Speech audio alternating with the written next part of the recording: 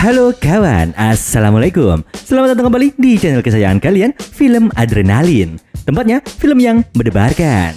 Gimana kabarnya Pak Dewan? Sehat? Oke, buat kalian yang memang lagi kurang sehat, semoga lekas diberi kesehatan Yowan. Amin. Oke, kali ini kita akan lanjut mengisahkan sebuah film yang berjudul The Mad Sword di tahun 2021-an. Oke, biar gak penasaran bagaimana ceritanya, langsung saja miringkan HP kamu, lemparkan kenangan bersama mantan, karena film adrenalin dimulai.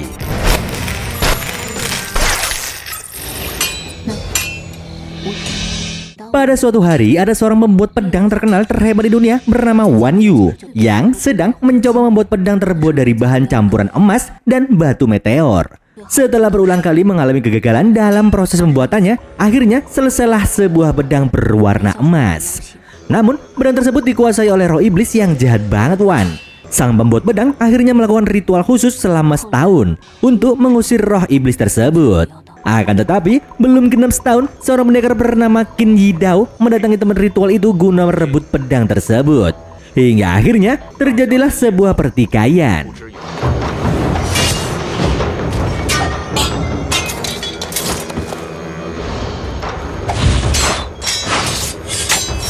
Dengan mudahnya, Qin Yi Dao melumpuhkan penjaga pedang itu. Hingga pada akhirnya, dia berhasil menguasai pedang tersebut.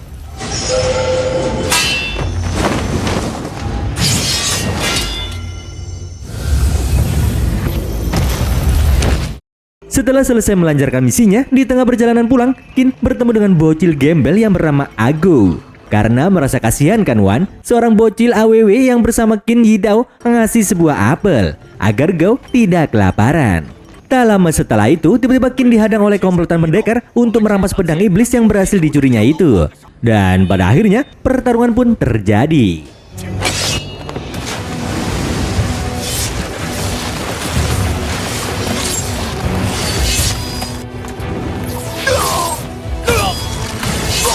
Di tengah perkelahian tersebut, Qin mengeluarkan tenaga dalam dan menancapkan pedang iblis itu ke tanah, hingga mengeluarkan kekuatan super dahsyat yang mengakibatkan lawannya itu terpental. Akan tetapi, kedahsyatan kekuatan pedang iblis itu juga melukai Go, yang diam-diam ternyata mengikuti Qin Yi Dao. Serangan gelombang itu pun mengakibatkannya pingsan dan terluka agak parah. Kejadian ini membuat Qin Yi Dao merasa bersalah karena telah melukai bocah yang tak tahu apapun. Akhirnya, dia memutuskan untuk memotong satu lengannya demi menebus kesalahannya. Dan dia berjanji untuk pensiun dari dunia persilatan. Agao,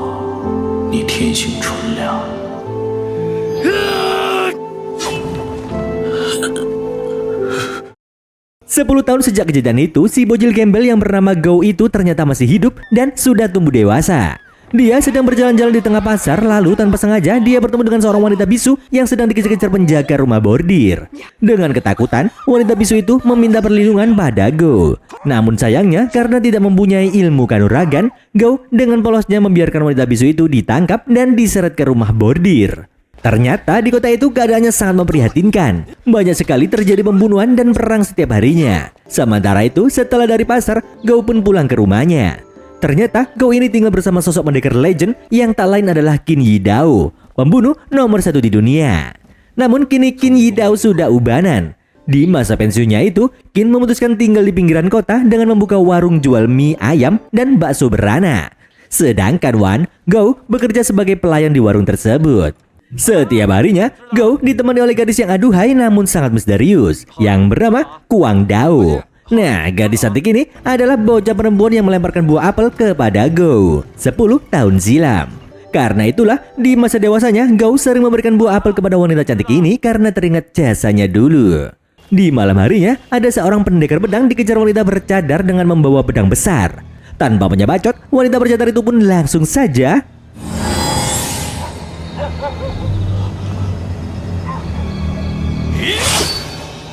dia menghabisi pendekar tersebut hanya sekali tebas. Dan pagi harinya, tepatnya di surganya orang jalanan yaitu rumah bordir, para pendekar lagi ramai ngomongin tentang kematian seorang pendekar yang merupakan pembunuh nomor 2 di kota tersebut.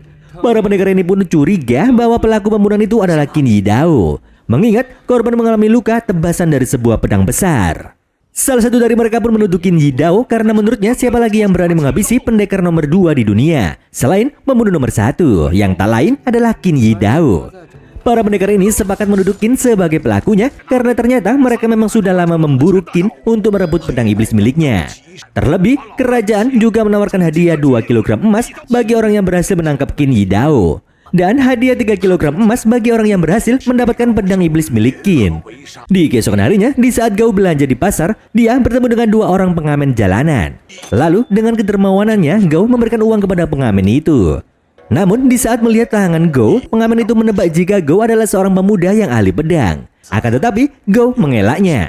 Gou mengatakan jika dirinya hanyalah seorang pemotong kayu biasa. Sesamanya di rumah, betapa terkejutnya Gou di saat mengetahui kedua pengamen itu mengikutinya. Lalu dengan tangannya, 2 pengamen itu memesan mie ayam plus ceker pedas. Qin pun sudah mengetahui siapa para pengamen tersebut. Qin menyuruh Gou untuk pulang terlebih dahulu. Ternyata 2 pengamen itu punya dendam masa lalu terhadap Qin. Hingga terjadilah pertarungan di antara mereka.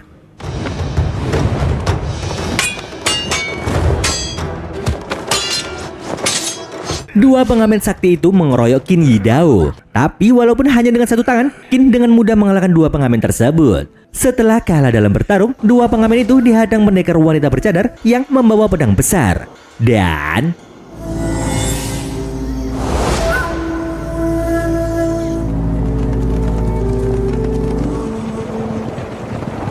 di lain tempat, ada sebuah rombongan pendekar berkuda mendatangi warungnya Qin. Mereka dipimpin oleh pendekar wanita yang aduhai juga, Wan. Kedatangan mereka ini untuk menanyakan jalan menuju ke kota. Tak lama kemudian, datanglah sekelompok pengemis jalanan ke warung milik Qin. Seperti biasa, Gou langsung memberikan sedekah makanan yang sudah dipersiapkan sebelumnya. Namun karena khawatir tak kebagian, para pengemis itu lalu saling berebut makanan yang diberikan Gou. Bahkan mereka memukul Gou rame-rame yang ingin melerai mereka. Tapi beruntungnya, salah satu rombongan pendekar tersebut membantu Gou. Hingga akhirnya, Gou berhasil selamat.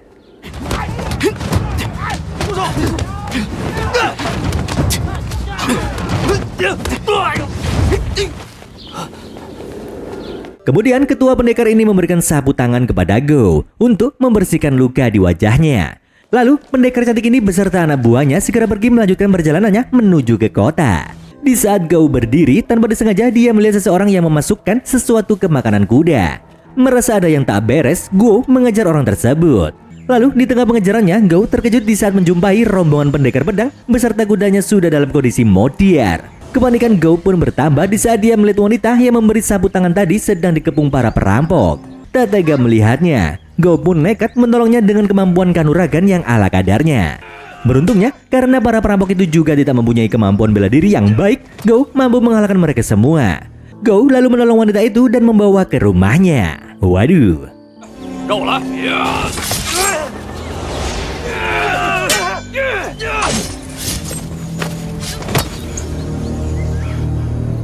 Malam harinya, sebagai pemuda polos dan lugu, Gou merasa menyesal telah menghabisi para perampok tadi siang.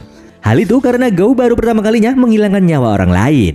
Di pagi harinya, wanita itu berterima kasih kepada Gou karena telah menyelamatkannya. Dia pun memperkenalkan diri bahwa namanya adalah Nanggong Ying. Ying lalu menjelaskan bahwa tujuan kedatangannya ke kota ini untuk mencari seseorang yang telah menghabisi ayahnya. Lebih lengkapnya, Ying menceritakan bahwa dahulu ayahnya adalah seorang pembuat pedang terhebat di dunia. Namun seseorang telah menghabisinya dan mencuri pedang milik sang ayah, yaitu pedang iblis berlapis emas. Ying juga mengatakan bahwa nama pemburu ayahnya adalah Qin Yidao, sosok pembunuh nomor 1 di dunia. Kemudian untuk melancarkan misi balas dendamnya, Ying meminta bantuan kepada Gou untuk mencari seseorang yang bernama Qin Yidao ini. Dan untuk mempermudah pencariannya, Ying memberikan batu kristal kepada Gou, di mana jika batu kristal itu berada di dekat pedang iblis, maka batu kristal itu akan bergetar. Sontak penjelasan Ying ini membuat Gou curiga bahwa pelaku pembunuhan dan pencurian pedang yang dimaksud Ying adalah sang kakek pemilik warung. Karena setelah diingat-ingat, Gou nama Qin Yidao sama dengan si kakek. Terlebih lagi, dia pernah melihat Qin memegang pedang iblis tersebut beberapa tahun yang lalu. Oleh karena itulah, Gou segera mendeteksi area warung dengan batu kristal pemberian Ying. Tapi anehnya, batu kristal itu tak bergetar sedikit pun. Hal ini membuat Gou merasa lega, karena orang yang telah merawatnya itu bukanlah pelaku kejahatan tersebut.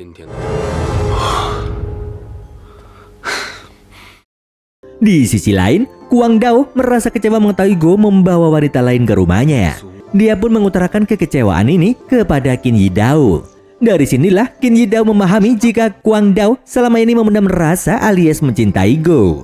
Di keesokan harinya, di saat Gou pulang dari pasar, tiba-tiba batu kristal yang dia bawa bergetar. Hal ini membuat Gou curiga jika di sekitarnya terdapat pedang iblis emas. Lalu betapa terkejutnya Gou di saat melihat sosok wanita bercadar tiba-tiba muncul dengan membawa pedang iblis emas. Sontak hal itu membuat Gou langsung lari terbirit-birit.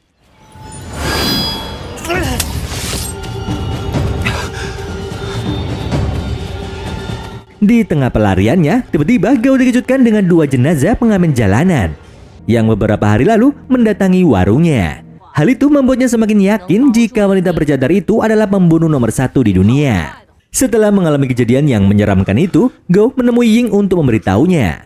Gou cerita bahwa dirinya telah menemukan sosok membawa pedang iblis berlapis emas. Namun dia bukan Qin Yi Dao, melainkan wanita bercadar. Karena mengkhawatirkan keselamatan Ying, Gou lalu menyarankan agar Ying mengurungkan niatnya untuk balas dendam dan menyuruh pulang ke rumahnya di Pulau Garam. Akan tetapi, Ying enggan menuruti permintaan Gou. Karena menurutnya selama pedang iblis itu masih ada, maka pasti akan terus memakan korban. Dan keluarganya yang akan menanggung dosanya. Mengingat ayah Ying lah yang membuat pedang tersebut. Mendengar penjelasan itu, Gou yang masih trauma karena dikejar wanita bercadar segera mengembalikan batu kristal itu kepada Ying, sembari mengatakan bahwa dirinya tak bisa membantunya lagi. Sementara itu, sesamanya di warung, Gou bekerja seperti biasa. Dia memberi apel di depan ruangan Guang Dao. Lalu Gou mengungkapkan isi hatinya jika dirinya naksir kepada gadis tersebut. Gou berani mengungkapkan isi hatinya ini karena dia merasa hidupnya tak akan lama lagi, mengingat dirinya masih dalam ancaman wanita bercadar. Karena tidak ada jawaban dari Guang Dao, akhirnya Gou memasuki ruangan si Guang. Dan betapa terkejutnya Gou di saat melihat pedang berlapis emas di dalam ruangan Guang Dao. Hal itu membuat Gou teringat wanita bercadar yang ingin menghabisinya. Gou pun sadar jika Guang Dao adalah si wanita bercadar. Dan pedang di depannya itu adalah pedang iblis emas. Di tengah ketegangan itu, tiba-tiba Guang Dao berada di belakang Gou. Sontak Gou langsung lari kalang kabut dan kembali ke rumahnya. 我叫你拿刀。你别杀我，别杀我！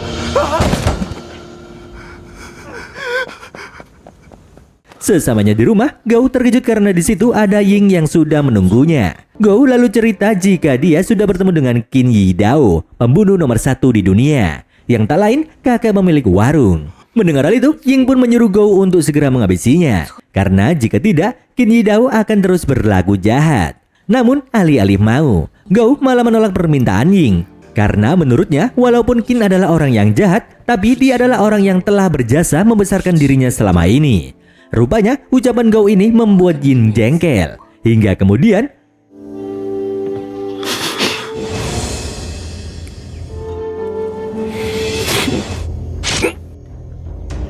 Ying menusuk Gou dan melemparkannya keluar rumah dengan luka yang cukup parah. Ternyata Wan, di luar sudah ada mama pemilik rumah bordir dan para pendekar lainnya, di mana mereka ini bersekongkol untuk menangkap Qin Yi Dao dan mengambil pedang iblis demi hadiah dari kerajaan. Kemudian mereka memanfaatkan Gou dengan menyeretnya ke hadapan Qin Yi Dao. Di hadapan Qin Yi Dao inilah Ying menyuruhnya untuk segera menyerahkan pedang iblis emas, karena jika tidak, dia akan menghabisi Gou. Ucapan itu membuat Qin akhirnya bertindak. Dia menyerang dengan ganas dan membuat habis para pendekar yang tengah bersekongkol tersebut.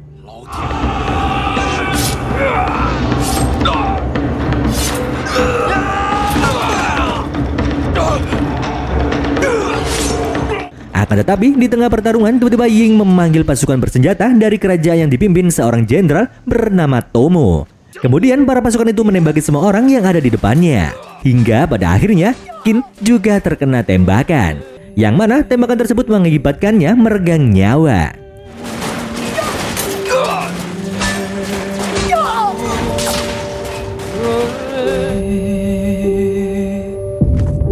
Sementara itu, Gou masih terbujur lemas karena luka parah di perutnya. Melihat hal itu, gadis cantik misterius yaitu Guang Dao yang ditaksirnya itu terbang menghampiri Gou. Karena merasa takut, Gou mencoba mendorong wanita itu agar mundur. Akan tetapi di luar dugaan, rupanya wanita itu tak bisa disentuh layaknya dedemit. Di tengah keheranan itu, Gou menanyakan siapa Guang Dao sebenarnya. Dengan penuh ketenangan, wanita itu menjawab jika dirinya adalah kodam pedang iblis yang selama ini diperebutkan. Dan ajaibnya, wanita itu hanya bisa dilihat oleh Gou dan Qin Yi Dao. Sementara itu, Ying yang sudah berhasil merampas pedang iblis pergi menuju ke kerajaan. Namun di luar dugaan, kekuatan pedang iblis itu seketika keluar dan berpindah ke pedang milik Gou. Di sisi lain, pasukan kerajaan itu menghabisi orang-orang kota dengan keji karena dianggap sebagai pemberontak.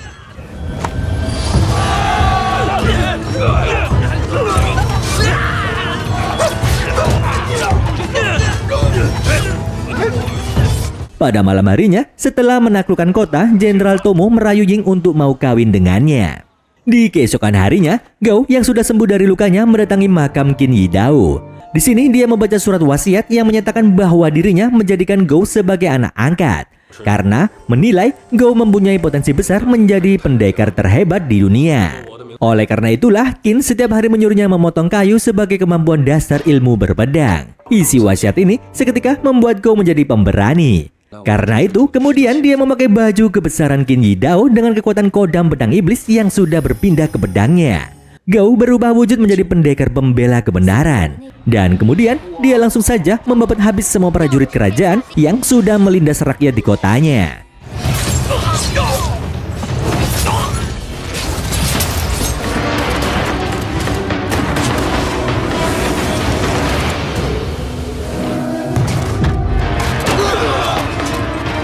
Hingga akhirnya, Gou berhadapan langsung dengan Jenderal Tomo. Akan tetapi, di luar dugaan, di saat jenderal itu membuka topengnya, ternyata itu adalah Ying. Ying rupanya telah berhasil menghabisi Jenderal Tomo di saat sedang asik servis ganti oli bersama sang jenderal. Tanpa basa-basi, pergelutan pun tak dapat terhindarkan. Adu jurus pedang antara keduanya sangat luar biasa. Namun dengan mudahnya, Gou akhirnya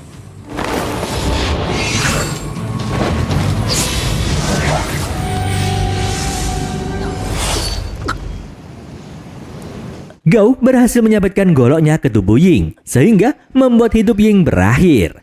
Dan hingga akhirnya, Gou berhasil membebaskan warga kota yang selama ini tertindas oleh kejahatan pasukan kerajaan. Hingga akhirnya, film pun selesai.